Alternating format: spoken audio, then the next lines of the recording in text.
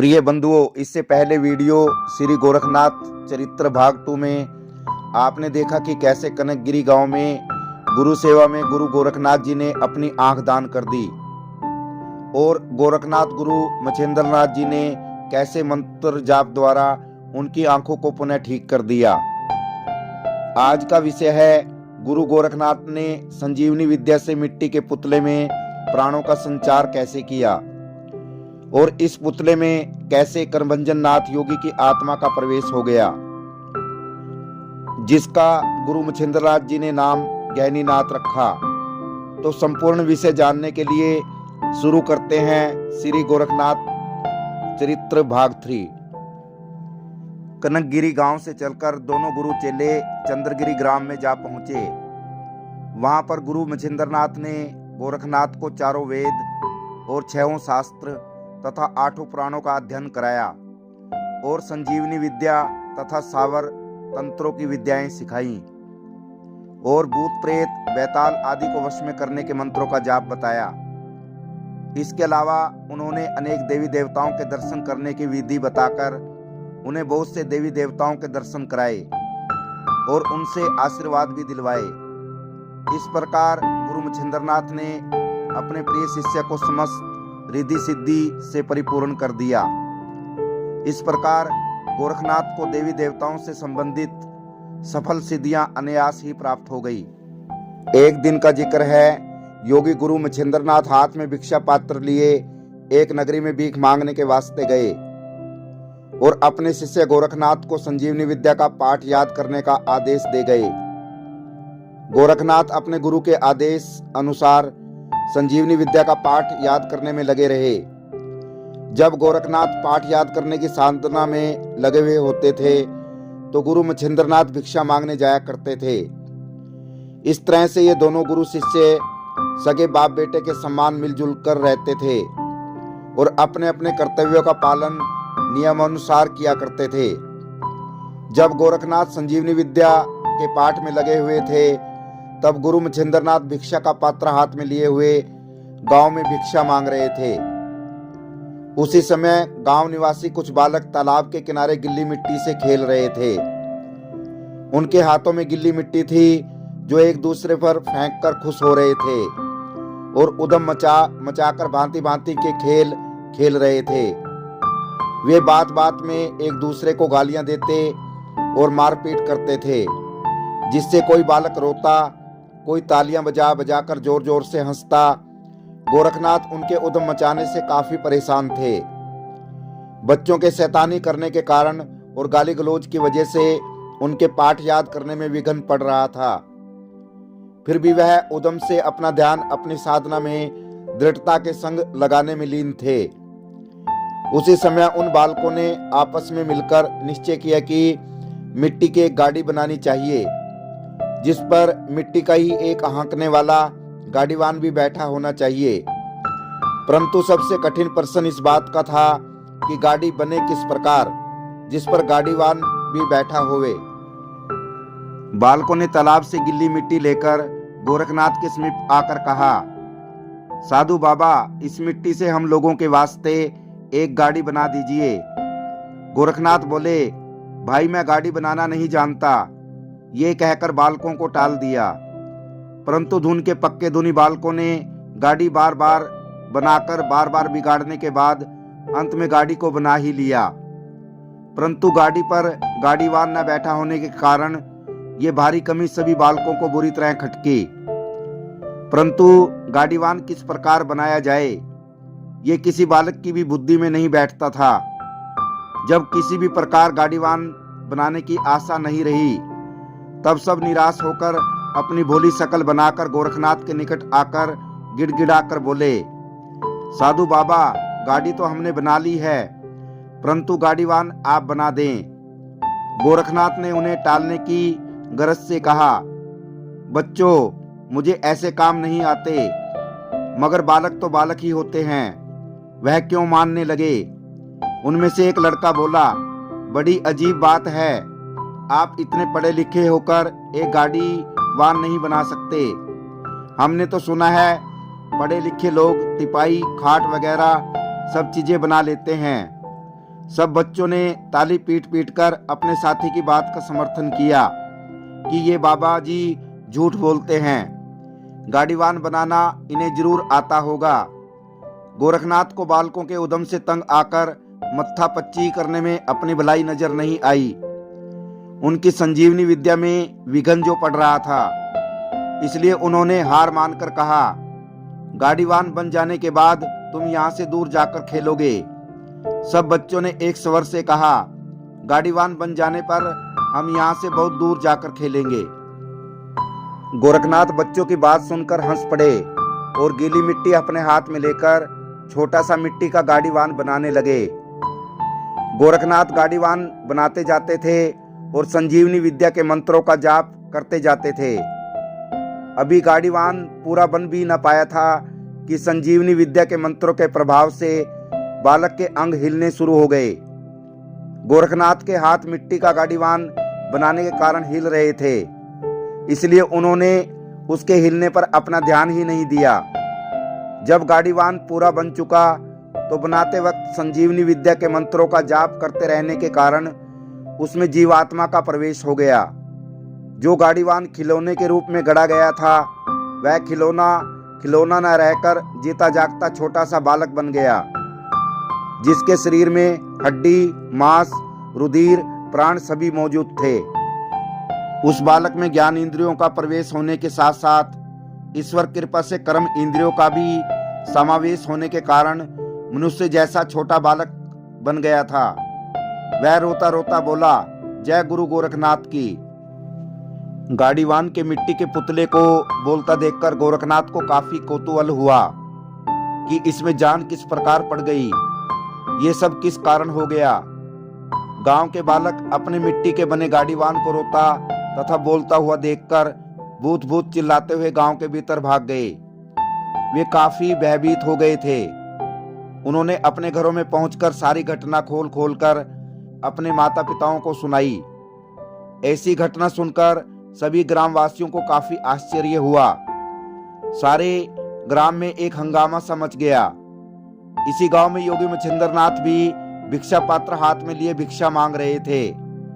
उन्होंने जब इस अपूर्व घटना को अपने कान से सुना तो वह तुरंत ही समझ गए कि ये सब संजीवनी विद्या के मंत्रों के प्रभाव से घटना घटी है।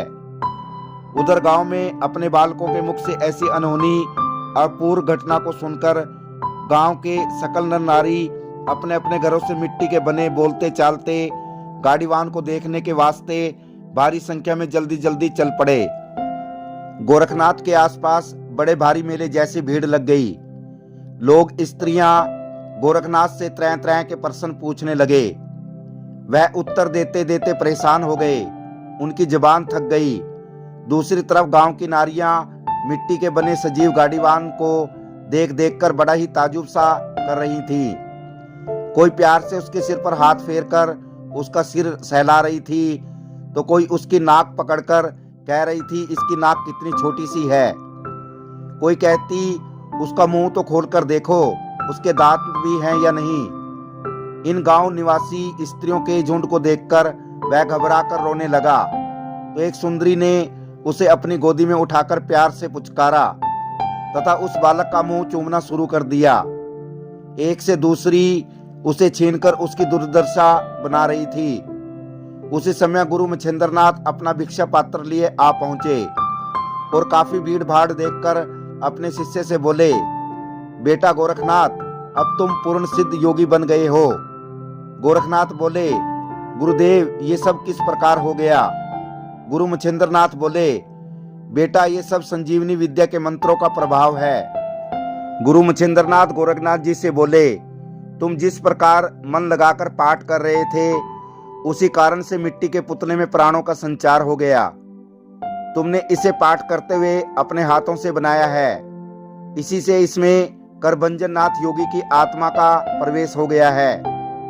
अब यहाँ से चलना चाहिए, नहीं तो इन नर नारियों के मेले से नाक में दम हो जाएगा और हमारी तपस्या में विघ्न पड़ना बंद ना होगा। गोरखनाथ बोले, ठीक है गुरुदेव, अब यहाँ ठहरना ठीक नहीं है, यहाँ से चल देना ही उचित जान पड़ता है, नहीं तो हमारी साधना के सभी क्रियाकलापों में यहाँ रात दिन विघ्न ही पड़ता रहेगा।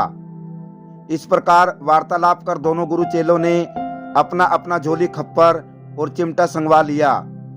तब गुरु मच्छिंद्रनाथ ने उस अपूर्व बालक के सिर पर हाथ फेरकर उसे आशीर्वाद दिया और उसका नाम गैनीनाथ रख दिया। तो प्रिय बंधुओं, इस प्रकार गोरखनाथ जी ने गैनीनाथ को उठाकर अपनी गोदी में ले लिया और वहां से चलने को तैयार हो गए। तो ग्राम निवासियों को उनकी मनसा समझते देर न लगी। सभी नर नारी जान गए थे ये दोनों तपस्वी अब यहाँ से जाने वाले हैं। तब सबको बड़ा कौतूहल हुआ। वह इन चमत्कारी सिद्ध महात्माओं को अपने यहाँ से जाने देना नहीं चाहते थे, जिनकी दया से गांव के भीतर आनंद वर्षा हो रही थी। जिस दिन से ये सिद्ध महात्मा यहाँ आकर विराजमान हुए थे, गांव से दुख दरिद्रता लापता व सुख संपत्ति हर घर सवाई हो गई थी। काफी प्रार्थना करने व हाथ जोड़ने पैर छूने से भी दोनों संतों में से एक भी वहां रहने को जब राजी न हुआ, तो गांववासी बोले, दोनों नहीं रहना चाहते तो एक महात्मा को तो यहाँ जरूर ही रहना चाहिए। हम लोगों को उद्धार का अंतिम तरीका यही एक बाकी है, दूसरा कोई उपाय नहीं है। जब दोनों तपस्वी ग्रामवासियों को कहने से रुकने को रजामंद नहीं हुए, तब ग्रामवासियों ने हाथ जोड़कर प्रार्थना की कि आप अब कृपा कर हमारे बच्चों के मनोरंजन के वास्ते इस सजीव गाड़ीवान को ही छोड़ जाओ, जिससे हम लोग इसे देखकर ही आपकी याद कर लिया करेंगे। इस पर गुरु मच्छिंद्रनाथ बोले, इसे आप मामूली मिट्टी का गाड़ीवान मत समझो। ये बालक करभंजन नाथ का अवतार है। इसका लालन पालन करना हर व्यक्ति के बस की बात नहीं है। जिसे पुत्र की चाहना होगी वही इसका लालन पालन कर सकता है। तब ग्राम वासियों का मुखिया बोला, योगीराज, हमारे गांव में एक प्रसिद्ध पंडित मधुनामा है। उनकी पत्नी का नाम गंगाबाई है। इनकी इस इलाके में संपन्न व्यक्तियों में गणना है। आर्थिक रूप से संपन्न होने पर भी इनके भाग्य में भगवान ने संतान सुख नहीं लिखा। वह इसका लालन पालन भली भांति कर सकते हैं। आपस में इस प्रकार निर्णय कर गांव के मुखिया को संग लेकर कई गांव वाले सज्जन पुरुष पंडित जी के घर जा पहुंचे और उन्हें दोनों करामाती योगियों की मिट्टी से बने सजीव बालक की कथा सुनाई। पंडित मधुनामा और उनकी पत्नी गंगाबाई बड़े प्रसन्न हो तुरंत ही ग्रामवासियों के संग वहां आ पहुंचे और दोनों ने गुरु मच्छिंद्रनाथ और गोरखनाथ जी को झुककर प्रणाम किया।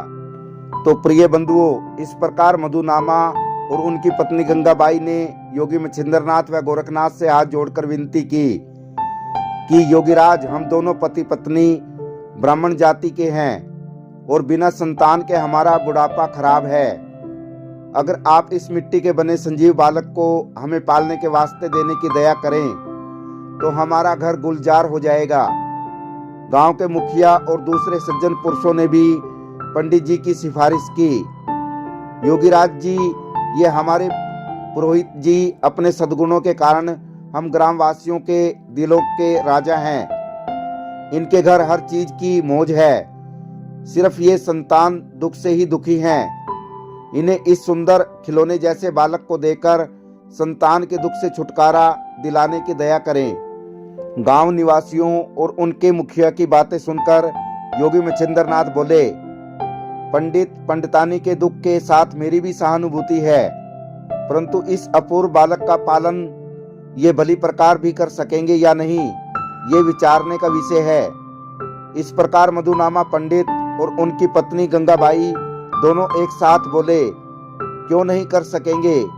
हमें जब बालक की इच्छा है तो इस सुंदर खिलौने जैसे बालक का पालन हम लोग तन मन धन से और जी जान के साथ करेंगे। योगी मच्छिंद्रनाथ बोले, सो तो सब ठीक है, परंतु ये कोई मामूली मिट्टी का ही बालक नहीं है। ये बालक करभंजन नाथ का अवतार है, जो देवताओं का अंश है, और अब हमने इस बालक का नाम गैनीनाथ रखा है। इस बालक को भगवान शंकर का ही अवतार समझना। इसके कारण तुम्हारा कुल और घर पवित्र हो जाएगा। ये बालक बड़ा होने पर विश्व विख्यात प्रसिद्ध योगेश्वर होगा। इसके गुरु का नाम निवृत्ति नाथ होगा। जाओ, इसे अपने संग ले जाओ। और सावधानी के साथ इसका लालन पालन करो।